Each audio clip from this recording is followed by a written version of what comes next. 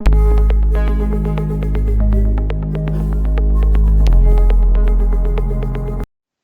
Friends, welcome to Jinisha classes.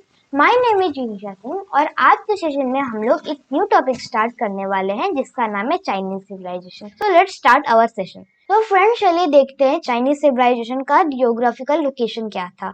तो China का अगर हम देखें तो ये एक तरफ मंगोलिया से बॉर्डर शेयर करता है और ये जो हिमालयन माउंटेन्स है, जो तिब्बतन प्लेट्यूज है, इनसे भी बॉर्डर शेयर करता है।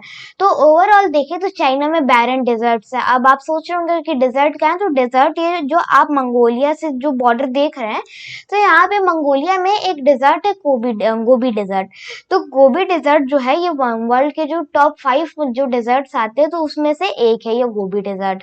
तो ये चाइना इसमें आता है, चाइना में भी आता है कुछ पार्ट गोबी डेजर्ट का। तो हम ये भी कह सकते हैं कि चाइना में बैरन डेजर्ट्स भी हैं और चाइना में फर्टाइल प्लेन्स भी हैं। अब ये जो ईस्टर्न वाला पार्ट है जहाँ पे ज्यादातर रिवर्स का बेसिन होता है, तो वहाँ उसे हम फर्टाइल एरिया कह सकते हैं क्योंकि वहाँ पे कई सारी रिवर्स अपना सेडिमेंट लाती हैं और उस एरिया को फर्टाइल बनाती हैं। और ये जो नीचे वाला एरिया है इसे हम हिली और प्लेट्यू वाला एरिया कह सकते हैं क्योंकि यहाँ पे हिमालयन रेंज है, तो हिमालय के जो पीक्स है, जो हिल्स है वो होंगे और तिब्बतन प्लेट्यू जो है वो भी यहाँ पे मेजर पार्ट कवर करता है। तो ये जो हम चाइनीज सिविलाइजेशन की बात कर रहे हैं तो ये फर्टाइल प्लेन्स की हम बात कर रहे हैं क्योंकि ह्यूमन सबसे पहले फर्टाइल प्लेन्स पे आना स्टार्ट किया था। क्योंकि ये जो एरियाज है, चाहे डेजर्ट है, चाहे हिली एरियाज, चाहे प्लेट्यूज, तो इन सारी जगहों में रहना काफी मुश्किल होता है क्योंकि यहाँ पे ज्यादा रिसोर्सेज अवेलेबल नहीं होते। तो इसी वजह से उन्होंने इन फर्टाइल प्लेन्स को चुना। तो यहाँ पे फर्टाइल प्लेन से कई सारी रिवर जाती हैं। तो यहाँ पे जो मेजर रिवर है हुआंगो रिवर, तो इसी पे पूरा चाइनीज सिविलाइजेशन मेजरली बसा हुआ है। तो हुआंगो रिवर जो है ये जो नॉर्दर्न एरिया है तो इसमें नॉर्थ से जाती है। तो इसके नीचे आती है यांगजे रिवर जिसे हम चैंगजियांग भी कहते हैं चाइनीज में। तो ये इसके सेंटर से जाती है, जैसे कि ये नॉर्दर्न हो गया, फिर ये सेंटर से जा रही है और सी कियांग जो रिवर है ये साउथ से जाती है।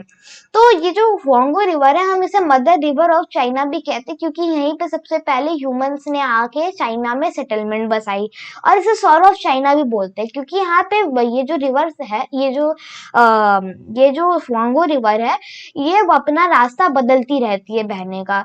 तो ये अनप्रिडिक्टेबल, ये कभी भी फ्लड आ जाता है, तो इसी वजह से हम इसे सॉर ऑफ चाइना कहते हैं और उस फ्लड की वजह से बहुत डिस्ट्रक्शन भी होता है। तो हमने अभी बात की कि इसे सॉर ऑफ चाइना क्यों बोलते हैं। और ये जो चाइना है इसको कई सारे डायनेस्टीज ने रूल किया है, जैसे कि शांग है, चाओ क्विन है, जिसे चिन भी कहते हैं, हान डायनेस्टी है, सुई डायनेस्टी है, टैंग है, सोंग है, मिंग है। तो ये कुछ डायनेस्टीज है जिन्होंने चाइना के ऊपर एफिशिएंटली रूल किया। तो ये हम अभी मेडुअल पार्ट की बात कर रहे हैं। तो हम अभी इसमें प्री हिस्ट्रिक टाइम की बात कर रहे हैं कि आखिर इन्होंने बसना कैसे स्टार्ट किया। तो ये अफ्रीका वाले एरिया से माइग्रेट करके आ रहे थे बाई लैंड, तो ये चाइना पहुंचे। तो चाइना में हमने अभी देखा कि जो फर्टाइल प्लेन्स है यहाँ पे इन्होंने रहना स्टार्ट किया। तो ये जो सोर्सेज ऑफ हिस्ट्री, चलिए ये देख लेते हैं कि हमें चाइनीज सिविलाइजेशन के बारे में जो चीजें हैं वो कहाँ से पता चली। तो जो मेन सोर्सेज ऑफ चाइना जो हमें मिले हैं वो लिटरेरी रिकॉर्ड्स मिले हैं जो कि हमें ज्यादातर मैंडरिन लैंग्वेज में मिले हैं। तो मैंडरिन हम चाइनीज के एक फॉर्म को कहते हैं और वो one of the most oldest language में हम उसे कंसिडर करते हैं। तो हमें लिटरेरी रिकॉर्ड्स वहां से हमें ढेर सारे मिले हैं और वहां पे हमें लिटरेरी सोर्सेज मिले हैं और आर्कियोलॉजिकल सोर्सेज भी मिले हैं। जैसे कि ज्यादातर जो रूलर्स थे अपने बारे में रिकॉर्ड्स लिखवाया करती थी, जैसे हमें कई जगह पिलर और स्टोन और केव्स इंस्क्रिप्शन मिले हैं। जैसे कि राजा ने अपनी प्रेज में कई सारी चीजें लिखवाई और अपने बारे में उन्होंने, जैसे कि कोई वॉर जीती तो वॉर के बारे में लिखवाए, तो इन्होंने ऐसे कई सारे मेमोरियल बनवाए हुए थे। और जो नोबल्स होते थे वो भी ऐसे टेक्स्ट लिखा करते थे। तो जैसे हमें कई सारे ट्रेड के भी रिकॉर्ड्स मिले, जैसे कि जो ट्रेड हो रहा है तो ट्रेड जो मर्चेंट जो रिकॉर्ड मेंटेन किया करते थे तो वो भी हमें मिला है वहां से। किंग ने अपने बारे में लिखवाया है तो वो केवल अपने बारे में तो लिखवाएंगे नहीं, उसमें कई सारी चीजें आ जाती है। जैसे हमें वहाँ के एग्रीकल्चर के बारे में पता चलता है, वहाँ की इकोनॉमी के बारे में पता चलता है, वहाँ पे और सोशल और पॉलिटिकल कंडीशन के बारे में उन इंस्क्रिप्शन से पता चलता है। तो हमें ज्यादातर जो चीजें हैं पता चली हैं वो लिटरेरी रिकॉर्ड से मिली हैं। और चाइना में बहुत ही कम आर्कियोलॉजिकल सोर्स है जिससे हम उसकी हिस्ट्री को रिकंस्ट्रक्ट कर सके, जिससे कि हम उसकी हिस्ट्री को पढ़ सके, क्योंकि जो आर्कियोलॉजिकल सोर्सेज हमें वहां से ज्यादा नहीं मिले हैं, क्योंकि वहां पे हमें जो मेन चीज है वो ग्रेट वॉल ऑफ चाइना मिली है। और ये जो चाइनीज सिविलाइजेशन थी तो ये काफी लंबे समय तक चली। तो चाइनीज सिविलाइजेशन में हमें जो मेन बिल्डिंग मिली है वो ग्रेट वॉल ऑफ चाइना ही मिली है, जिसका वहां पे बेस बनना स्टार्ट हो गया था। अब चलिए main features of Chinese civilization देख लेते हैं। सोसाइटी, तो सोसाइटी में और सिविलाइजेशन की तरह इसमें किंग सबसे पावरफुल था। और फिर उससे लोअर क्लास में देखे तो नोबल्स आते थे और प्रीस्ट आते थे जो कि किंग को सजेशन दिया करते थे और उनका जो राजपाट था वो चलाने में उन्हें हेल्प किया करते थे। और किंग ही एडमिनिस्ट्रेशन चलाता था। किंग एडमिनिस्ट्रेशन चलाता था मतलब कि जो गवर्नेंस का काम है, चाहे टैक्स कलेक्शन हो, चाहे और भी जैसे जो कभी कभी प्रॉब्लम्स हो जाती हैं, कभी कभी फाइट्स हो जाती हैं, जैसे कि रिसोर्सेज के लिए कभी कभी दो सिटीज में फाइट हो जाती है, तो वो सारी प्रॉब्लम्स को भी, वो सारे फाइट को भी सॉर्ट आउट करने का काम किंग का था। और उसके बाद आते थे मर्चेंट, क्राफ्टमैन एंड फार्मर। तो मर्चेंट जो ट्रेड करते हैं, तो हमें चाइना में बहुत ही मास स्केल पर ट्रेडिंग मिली है। और आपने सिल्क रूट का नाम तो सुना ही होगा। तो चाइना में जो सिल्क बनता था वो बहुत ही फाइन क्वालिटी का होता था, तो उस सिल्क का काफी ट्रेड भी हुआ करता था। तो जिस रास्ते से वो जाया करता था सिल्क ट्रेडिंग के लिए, तो उसी को हम सिल्क रूट बोलते हैं। तो मर्चेंट्स का भी इसमें बहुत बड़ा हाथ रहा है। क्राफ्ट्समैन हमें वहां से कई सारे क्राफ्ट मिले हैं, वो हमें वहां से स्कल्पचर्स मिले हैं, पोर्सलेन के बर्तन मिले हैं, और भी हमें कई सारी चीजें मिली है जिनके बिहाफ पर हम कह सकते हैं कि वहां पे क्राफ्ट्समैन को भी बहुत ही इंपॉर्टेंस दी जाती थी और उनका वर्क वहां पे काफी भली भांति फूला। अब फार्मर्स, तो फार्मर्स किसी भी सिविलाइजेशन के बिल्डिंग ब्लॉक्स होते हैं, क्योंकि अगर हमें सिविलाइजेशन चलानी है तो हमें फूड तो चाहिए, तो फूड कौन उगाता है? फार्मर। तो फार्मर बहुत ही इंपॉर्टेंट है, इसी वजह से इन्हें अपर क्लास में थोड़ा रखा जाता था। जो सबसे बॉटम मोस्ट आते थे सोसाइटी में वो होते थे स्लेव्स जो जैसे मर्चेंट हैं, नोबल्स हैं और किंग है, तो इनके घरों पे जो काम करते हैं नौकर चाकर का, तो उन्हीं को हम स्लेव्स कहते हैं। तो स्लेव्स की ज्यादा अच्छी इनकम नहीं होती थी, इसी वजह से उन्हें स्लेव बना लिया जाता था। जैसे कि जो अपने जो कर्जा है वो पूरा नहीं कर पाए हैं, या तो कोई वॉर हुई है, तो वॉर से अगर किसी आदमी को बंदी बनाया गया है तो उसी को एज स्लेव यूज किया करते थे। जो फादर होता था वही हेड ऑफ द फैमिली होता था। तो मतलब हम ये कह सकते हैं कि ये पेट्रियार्कियल टाइप की ये सोसाइटी थी, क्योंकि यहाँ पे फादर हेड होता था फैमिली का और एंसेस्टर्स एंड एल्डर्स की काफी रिस्पेक्ट हुआ करती थी वहां पे। रिलीजन, तो रिलीजन में हमें यहाँ पे एनिमिज्म मिला है, यानी यहाँ पे जो नेचुरल स्पिरिट्स होती थी उनको ही वर्शिप करते थे।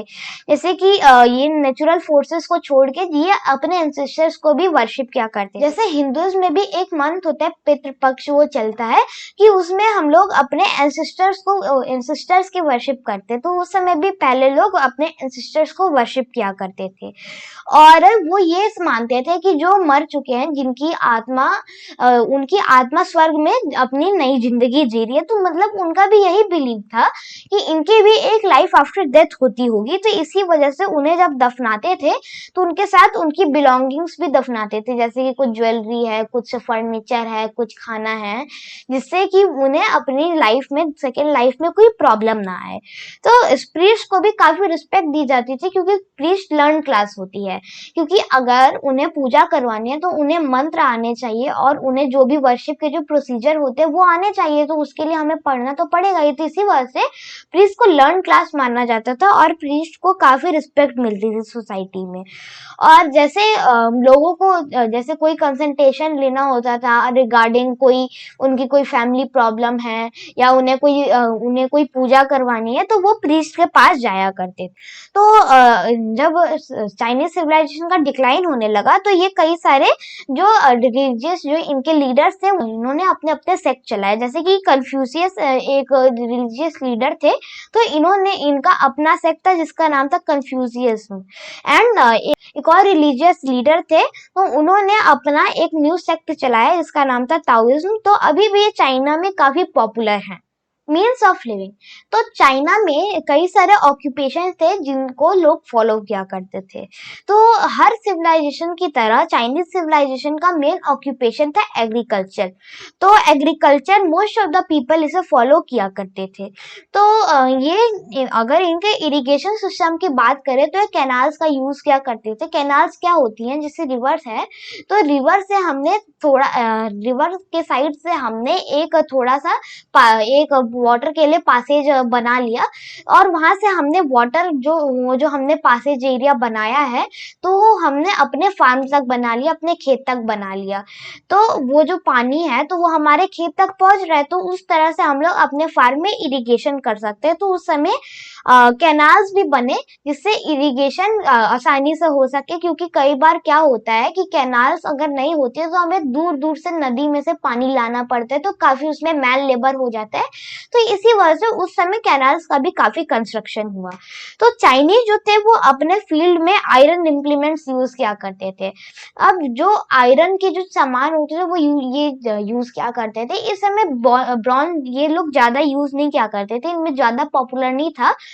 तो अगर आप इंडस वैली सिविलाइजेशन को देखें तो इसमें हमें ज्यादातर जो चीजें हैं वो कॉपर की मिली है या ब्रॉन्ज की मिली है, पर इसमें इन्होंने ज्यादातर आयरन यूज किया हुआ है।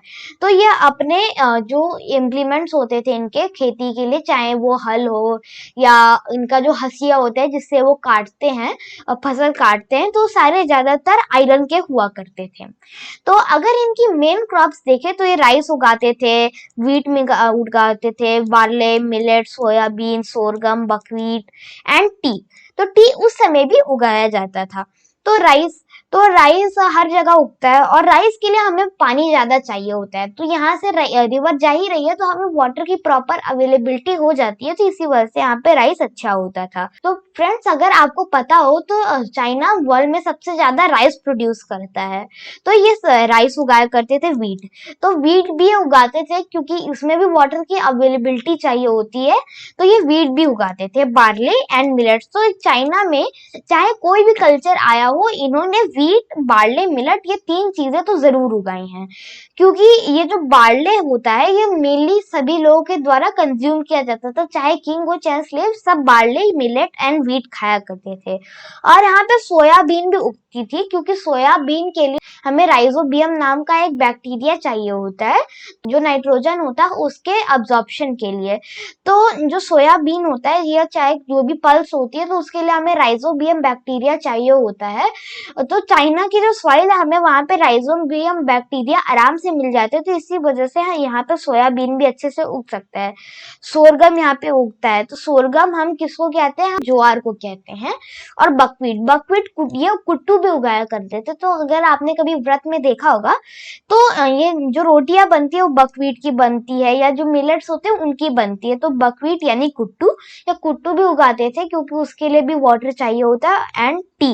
तो चाइना अपने टी के लिए बहुत फेमस है, और ये बहुत पहले से ये टी उगाते हुए आ रहे हैं। तो इस टी को पहले एज मेडिसिन यूज किया जाता था, पर एक्सीडेंटली इन्होंने टी को एक बार हॉट वाटर में डाल के देखा, तो इन्होंने जब उस पानी को पिया तो उन्हें अच्छा लगा, तो फिर वो टी एज बेवरेज पीने लगे। तो वहां पे टी उगता था, पर पहले इसे मेडिसिनल पर्पस के लिए यूज किया जाता था। और चाइनीज ही थे जिन्होंने पहली बार टी उगाया था। तो इसी वजह से चाइना अपने टी के लिए बहुत जाना जाता है, क्योंकि वहां पे प्रीमियम क्वालिटी ऑफ टी होती है। तो हमने अभी देखा कि ये जो टी लीव्स होती थी इसे इनिशियली मेडिसिन की तरह यूज किया जाता था, पर ये फिर आगे चल के चाइनीज का फेवरेट बेवरेज बन गया। यानी जैसे हम चाय पीते हैं, तो चाय हम किस लिए पीते हैं, हम तो अब किसी मेडिसिनल पर्पस के लिए नहीं पीते, वो हम अपने रिफ्रेशमेंट के लिए पीते हैं। तो यानी ऐसा ड्रिंक जिसे हम अपने टेस्ट के लिए पीते हैं और हम उसे अपने न्यूट्रिशियल वैल्यूज के लिए नहीं पीते, तो हम उसी को बेवरेज कहते हैं। तो चाइनीज का मोस्ट फेवरेट बेवरेज बन गया, और फिर चाइनीज ने इसे एक्सपोर्ट करना स्टार्ट किया, तो ये पूरे ऑल ओवर द वर्ल्ड में फेमस हो गया टी। Domestication of animal. तो डोमेस्टिकेशन ऑफ एनिमल में ये mainly pig, sheep, chicken and cattle को ये डोमेस्टिकेट किया करते थे। तो पिग से हमें फ्लैश मिल जाते, तो पिग के फ्लैश को हम पॉर्क कहते थे, पॉर्क कंज्यूम करते थे। शीप से हमें वुल मिल जाता है और शीप का जो फ्लैश होता है हम उसे कंज्यूम कर सकते हैं। और चिकन से हमें एग मिल रहा है और चिकन के फ्लैश को भी हम खा सकते हैं। और कैटल से हमें मिल्क मिल रहा है और हम उसे ट्रांसपोर्टेशन पर्पस के लिए भी यूज कर सकते हैं। जो एग्रीकल्चर होते हैं तो उसमें कई सारी चीजें चाहिए होती हैं, कई सारे टूल्स चाहिए होते हैं, जमीन चाहिए होती है। पर डोमेस्टिकेशन ऑफ एनिमल में हमें बस उनके लिए एक लिविंग प्लेस बनानी होती है और उनके खाने पीने का इंतजाम करना होता है। तो देखा जाए तो डोमेस्टिकेशन ऑफ एनिमल ज्यादा चीप हो जाते थे, इसी वजह से जो पुअर लोग होते थे विलेज में वो इन सबको पाला करते थे। तो चिकन और गीज ये main source of egg and flesh होते थे, यानी चिकन से हमें एग मिल रहा है और गीज से भी हमें एग मिल रहा है, तो ये एग कंज्यूम करते थे और इनको मार के इनका जो फ्लैश होता था वो भी खाया करते थे। ऑक्सन, बफेलोज, इन सबको फील्ड जैसे प्लग करनी होती है। जैसे हम अभी हल से जो ऑक्स होते हैं, बफेलो होते हैं, तो इनमें बांध के इनसे प्लग करवाते फील्ड। तो उस समय भी इनके पास ये टेक्नोलॉजी थी कि ये प्लग कर सके फील्ड। सेरीकल्चर, तो सेरीकल्चर जो सिल्क बनाने का प्रोसेस होता है तो हम उसी को सेरीकल्चर बोलते हैं।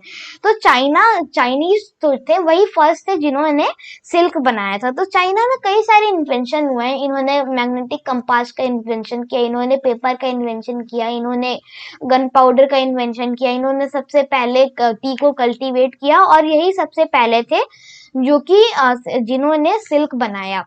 तो जो चाइनीज थे यही फर्स्ट थे जिन्होंने सबसे पहले सिल्क बनाया।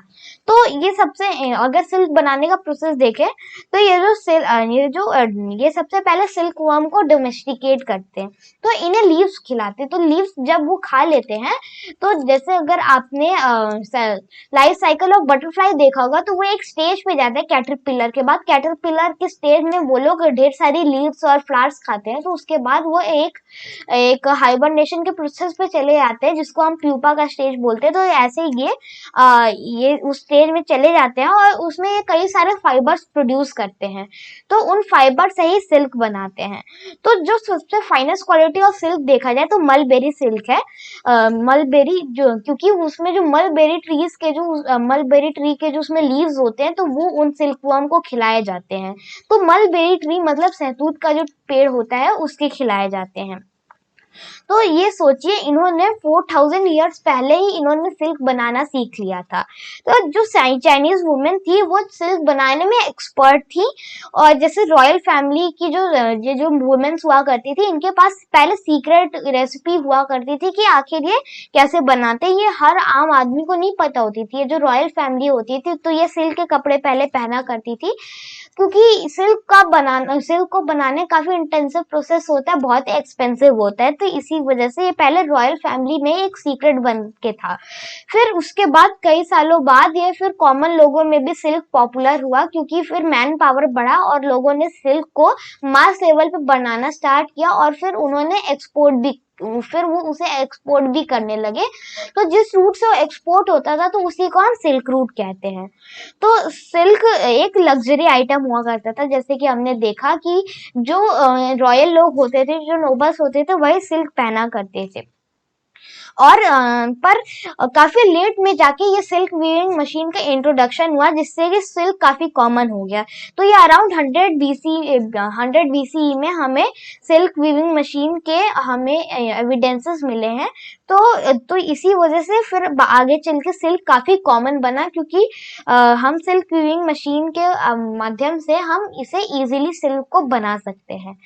पॉटरी मेकिंग, चाइनीज जैसे जो आप ये देख रहे होंगे पॉटरी, तो आप सिरेमिक एंड पोर्सलेन की पॉटरीज देख रहे हैं, तो आप इनके ऊपर देख सकते हैं एक अलग सी शाइन है। तो ये शाइन को जिसे हम ग्लेज कहते हैं, तो वो लाने में इसमें परफेक्ट है। बहुत ही सुंदर सुंदर utensils, bottle, chess board, boxes, candle stick, vases, cup, saucer, bowl, jugs and jars बनाया करते थे। यानी घर की जो भी चीजें होती है सारी ये पॉटरी मेकिंग से बनाया करते थे। ये देखिए चेस बोर्ड तक बनाया करते थे। हमारे जो डेली यूज की चीजें, चाहे पानी स्टोर करने से लेके हमारे अम्यूजमेंट तक, ये सारी चीजें पॉटरी से बनाया करते थे। तो आप ये देख सकते हैं इन्होंने कितने बढ़िया डिजाइन बनाए हुए हैं और इसमें ये 100% नेचुरल कलर्स का यूज किया करते थे। तो ये इसके ऊपर कई सारे ये अपने ये जो ग्लॉसी सरफेस है, इसका जो स्मूथ सरफेस है जो कि इतना चमक रहा है, तो ये इसके लिए काफी जाना जाता है। जिसे और ये हमें कई सारी पोर्सलेन फैक्ट्रीज मिली हैं। तो कई सारी हमें अगर कुछ देखें मेन पोर्सलेन फैक्ट्री, तो हमें चिंग ते चैन, जिसे हम जिंग दे जेन भी कहते हैं चाइनीज में, तो इसका करेक्ट प्रोनाउंसिएशन यहाँ पे लिखा हुआ है। कारपेंट्री, तो वुड वर्क में भी ये जो वुड वर्क में भी कई सारे लोग इन्वॉल्व थे। तो जो टिम्बर होता था वो चाइना में हो जाता है। टिम्बर यानी जो कारपेंट्री में जो लकड़ी यूज होती है, तो वो यहाँ पे चाइना में उग जाया करता था। तो ये बैम्बू का भी यूज किया करते थे क्योंकि यही फर्स्ट लोग थे जिन्होंने पेपर का इन्वेंशन किया। तो जो बैम्बू होता था ये इंडिया से इम्पोर्ट किया करते थे क्योंकि इंडिया में जो नॉर्थ ईस्ट रीजन है वहां पे जो वहां पे जो बैम्बू होता है काफी बड़ी तादाद में होता है, तो इसी वजह से ये इंडिया से इंपोर्ट किया करते थे। तो चाइनीज जैसे जो घर बनाते थे वुड, स्टोन एंड ब्रिक्स, ये तीनों चीजों के बनाए करते थे। कारपेंटर्स कई सारे कंफर्टेबल जो फर्नीचर्स होते थे जैसे couches, arm chair and tables, ये सारी चीजें बनाया करते थे। पॉलिश वुड भी एक लग्जरी आइटम था जो कि नोबल्स ही ले सकते थे क्योंकि उसमें इंटेंसिव लेबर की जरूरत होती है, क्योंकि वो वुड को अच्छे से पॉलिश करके उसके ऊपर सर्टेन चीजें लगाते हैं जिसकी वजह से वो थोड़ा ग्लेज करता है। तो इसी वजह से जो पैलेस की जो वॉल्स हुआ करती थी या पैलेस में जो फर्नीचर हुआ करते थे, तो उसको पॉलिश वुड से बनाया जाता था। और वुड में जैसे ऑब्जेक्ट है वुड का, तो वुड में ये कई सारी चीजें कार्व करके डाला करते थे। जैसे आइवरी है, तो आइवरी के कुछ पीसेस, जैसे कि आइवरी को इन्होंने कार्व किया, फिर उसमें इनग्रेव करके इन्होंने उसके अंदर फिट कर दिया। तो उससे जो वुडन के जो फर्नीचर है वो और सुंदर लगते हैं, जैसे ब्राउन एंड व्हाइट पैटर्न काफी अच्छा लगता है। Metal work, Chinese were excellent in making weapons, statues and vessels out of metal. तो चाइनीज जो थे वो काफी अच्छे स्कल्पचर्स बनाते थे, वेपन्स बनाते थे और वेसल्स मतलब बर्तन बनाया करते थे मेटल के। तो आप ये देख सकते हैं इन्होंने एक आल का स्कल्पचर बनाया है, तो ये ब्रॉन्ज का इन्होंने बनाया और आप ये देख सकते हैं इन्होंने कितना अच्छे से बनाया हुआ है और ये हमें काफी पुराना है। तो इससे पहले और भी सुंदर रहा होगा क्योंकि ये थोड़ा बहुत डिग्रेड भी हो गया है। तो ये काफी अच्छी अच्छी चीजें बनाया करते थे। तो ब्रॉन्ज, ये इसमें जैसे जो मेटल वर्क होता है, तो ये डेली यूज की चीजें ब्रॉन्ज से नहीं बनाते थे, जैसे स्कल्पचर है या मेटल, ये जो वेपन्स है ये ज्यादातर इसमें ब्रॉन्ज का यूज किया करते थे। और ये कई सारी ये जो मेटेलिक चीज होती थी, तो इसके ऊपर ये कलर करके डेकोरेट भी किया करते थे और इसके ऊपर कई सारे पैटर्न्स भी दिया करते थे, जिससे कि उनके जो पॉटरी है, जिससे उनका जो वेसल है या स्टैचू है और सुंदर लगे। तो कास्ट आयरन की भी वो चीजें बनाया करते थे, जैसे कास्ट आयरन की कोई, जैसे कास्ट आयरन है तो कास्ट आयरन के वो कुछ बर्तन बनाया करते थे। और कास्ट आयरन हमारी हेल्थ के लिए भी बहुत अच्छा होता है। तो ये एनिमल के फिगर बनाया करते थे, जैसे आउल है या कैट है या डॉग है, इस टाइप के ये फिगर्स भी बनाया करते थे एनिमल के। तो आयरन भी बहुत यूज होता था। तो हमें कई वेपन्स मिले जो मतलब उनके कार्बन डेटिंग हमने करके देखी है। तो ये अराउंड 400 BC के अराउंड हमें ये मिले हैं और ये हमें चाइना में मिले। तो इससे हम कह सकते हैं कि चाइनीज सिविलाइजेशन के ही रहे होंगे। और उसमें हमने देखा है कि इन्होंने स्मेल्टिंग प्रोसेस का भी यूज किया है, जो कि जो वेस्ट, ये जो मिडल ईस्ट वाला रीजन है, हमने यहाँ से ये जो स्मेल्टिंग की टेक्निक है ये सीखी है। जेड कार्विंग, तो जेड एक प्रीशियस स्टोन होता है जो कि एक जेमस्टोन है और ये ग्रीनिश कलर में होता है। तो ये काफी प्रीशियस स्टोन होता था और चाइनीज उसे स्क्रीन्स बनाया करते थे। स्क्रीन्स जैसे विंडोज हैं, तो विंडोज की जो स्क्रीन होती थी ये कुछ ये जेड से बनाते थे। और चॉपस्टिक है, तो चॉपस्टिक जैसे ये काफी हार्ड होता है जेड, तो इससे चॉपस्टिक बनाया करते थे। तो जो रॉयल होते थे ये चॉपस्टिक यूज किया करते थे जेड की। और भी कई सारे डेली आर्टिकल्स बनते थे जेड के और ये रॉयल फैमिली के द्वारा ये जेड यूज किया जाता था। मैन्युफैक्चरिंग ऑफ पेपर, तो पेपर जो था ये चाइनीज ने इन्वेंट किया था और इन्होंने सबसे पहले ये tree bark, hemp, rag, fishing net and small pieces of silk से बनाए थे। यानी इन सभी को इन्होंने इन सभी को स्मॉल पीसेस में ब्रेक करके वाटर में मिला के इन्होंने थोड़ा सा एक पेस्ट टाइप पेस्ट बनाने की कोशिश की। तो उन्होंने उस पेस्ट को एक कपड़े पे लगा के उन्होंने धूप में सुखा दिया। तो हम कहते हैं कि ओरिजिनली पेपर वहीं से शुरू हुआ था।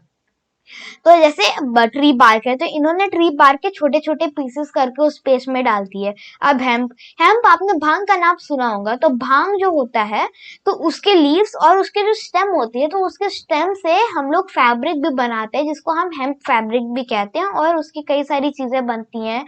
उसके हमारे डेली यूज के कपड़े बनते हैं, बैग्स बनते हैं। तो हेम्प काफी एक मजबूत मटेरियल होता है, तो हेम्प भी इन्होंने इसमें डाला था। रैग जैसे आपने कई पुराने कपड़े देखे होंगे, तो उन पुराने कपड़ों को ही रैग कहते थे। उन्होंने पुराने कपड़ों के छोटे छोटे पीसेस करके डाले। और फिशिंग नेट जो खराब हो चुके हैं तो उन्होंने उसको डाला। तो यानी इन्होंने best out of waste something बनाने की कोशिश की और इन सभी का एक पेस्ट बना के पानी डाल के इन्होंने धूप में सुखाया। तो हम इसे कह सकते हैं कि ओरिजिनली पेपर यहीं से स्टार्ट हुआ। तो चलिए आते हैं ट्रेड एंड कॉमर्स पे। तो ये एक्सटर्नल एंड इंटरनल दोनों ट्रेड किया करते थे। तो एक्सटर्नल ट्रेड देखे तो Mesopotamia, Egypt, Iran and India, इन सभी के साथ ट्रेड किया करते थे। अब हमें मेसोपोटामिया के साथ कुछ एविडेंसेस मिले हैं, इजिप्ट के साथ मिले हैं, ईरान के साथ मिले हैं। ईरान से जैसे हमने अभी बात की कि मिडल ईस्ट से इन्होंने स्मेल्टिंग की टेक्निक सीखी। तो जब इनको पॉटरी मिलती होगी मेटल की, तो वो उसे एनालाइज करते होंगे, तो फिर उन्हें जाके समझ में आया कि आखिर ऐसी कौन सी टेक्निक को यूज करें जो कि इनकी पॉटरी इतनी परफेक्ट होती है। तो फिर उन्होंने यही सेम जो टेक्निक है इन्होंने अपने साथ भी यूज करना स्टार्ट की। तो इंडिया के साथ इनका अच्छा ट्रेड था। ये बैम्बू ये इंपोर्ट किया करते थे और इंडिया को जैसे जो जेड की जो चीजें हैं ये एक्सपोर्ट किया करते थे। और जो ज्यादातर जो ट्रेड कमोडिटीज होती थी वो कैरावैन्स में जाती थी। कैरावैन जैसे कि एक कार्ट है जो कि एक एनिमल खींच रहा है। जैसे कि आज की कैरावैन में क्या होता है कि एक वैन होती है जिसके अंदर एक बेडरूम होता है, एक किचन होता है और एक वॉशरूम होता है। तो उस टाइप से एक कैरावैन होता है जो कि एक गाड़ी या कोई एनिमल खींचता है। तो इनका मतलब यही है कि एक कार्ट जो कि कवर्ड है और उसको एक एनिमल पुल कर रहा है। तो ये China silk, T, paper, porcelain, pottery, salt, iron, Z, ये सारे जो आर्टिकल्स थे ये ज्यादातर एक्सपोर्ट किया करते थे। तो इंटरनल ट्रेड में जो इनके जो रॉ मटेरियल्स होते थे कंस्ट्रक्शन के, वो वाटर के द्वारा भेजते थे। जैसे कैनाल्स है, तो कैनाल्स में ये बोट से ट्रांसपोर्टेशन करते थे और वाटरवे से भी ये किया करते थे। जैसे कि ये यांगसे रिवर है, क्वांगो रिवर है, सी कियांग रिवर है, तो इन सब में वाटरवेज काफी अच्छा, वाटर का फ्लो अच्छा है, तो इससे ये लोग ट्रेड भी किया करते थे। तो जो अपर वैली से जो मैन्युफैक्चरिंग गुड या रॉ मटेरियल है तो ये अपर वैली से जाया करता था, और लोअर वैली से जो मैन्युफैक्चर गुड है या प्रोसेस जो सामान है जो कि रेडी हो चुका है, तो ये अपर वैली में जाया करता था। तो इस तरह से ये इनलैंड ट्रेड करते थे। और ये जब ट्रेड इंक्रीज हुआ तो बार्टर सिस्टम बैन हो गया। मतलब बार्टर सिस्टम में बार्टर सिस्टम में क्या होता है कि आपके फॉर एग्जांपल आपके पास कुछ पॉटरी है और किसी के पास गेहूं है। तो जिसके पास गेहूं है तो उसने कहा कि मुझे पॉटरी की जरूरत है और आपको गेहूं की जरूरत है। तो उन दोनों ने एक सर्टेन अमाउंट में एक्सचेंज कर लिया सामान, और उन्होंने एक तरह से सामान को करेंसी की तरह यूज किया। तो जब इंक्रीज ऑफ ट्रेड हुआ तो इन्होंने बार्टर सिस्टम को बैन कर दिया, और फिर इन्होंने अपनी इकोनॉमिक ये जो कंडीशन थी उसको देखते हुए इन्होंने अपनी ऑफिशियल करेंसी को डेवलप किया। हमें 221 बीसी से हमें एक ऑफिशियल करेंसी मिली है जो कि एक राउंड कॉइन थी और उसके अंदर एक प्रिंटेड डिजाइन था। तो हमें 113 बीसी में हमें कॉपर कॉइन मिलने लगे, और जिसकी और तो जिससे हमें ये पता चलता है कि कॉपर का भी इन्होंने यूज करना स्टार्ट कर दिया और इन्होंने 5th सेंचुरी बीसी में मनी लेंडिंग एंड बैंकिंग भी अपने एरिया में की। तो मनी लेंडिंग यानी जो उधार हम पैसे लेते हैं, तो ये इन्होंने उधार लेने को भी इंट्रोड्यूस किया, और बैंकिंग जैसे कि लोग जहाँ पे अपना पैसा जमा करवाते हैं, तो इन्होंने इस सिस्टम को भी स्टार्ट किया। तो फ्रेंड्स, ये था आज का हमारा सेशन, और आज के सेशन में हमने चाइनीज सिविलाइजेशन के कुछ मेन टॉपिक्स को कवर किया है, और नेक्स्ट सेशन में इसके जो आगे के रिमेनिंग टॉपिक्स हैं हम उनको कवर करेंगे। सो फ्रेंड्स, अगर आपको हमारा वीडियो पसंद आया हो तो उसे लाइक करें, और अगर आप चैनल पे हमारे नए हैं तो उसे सब्सक्राइब भी जरूर करें। मिलते हैं नेक्स्ट सेशन में। Till then, bye bye and take care.